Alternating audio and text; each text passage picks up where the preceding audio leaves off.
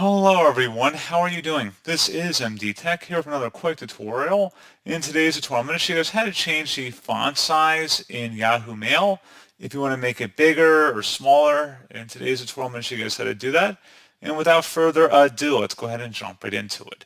So all you have to do is select the gear icon right over here, right above the inbox. And then you want to go down and select where it says More Settings. And now you want to locate where it says writing email. Go ahead and left click on that. Scroll down underneath default rich text font. If you click inside this drop down, it says medium. You could do tiny. You could do large, huge.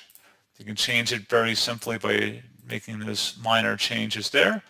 And that's all you would have to do. So pretty straightforward process, guys. Do hope I was able to help you out, and I do look forward to catching you all in the next tutorial. Goodbye.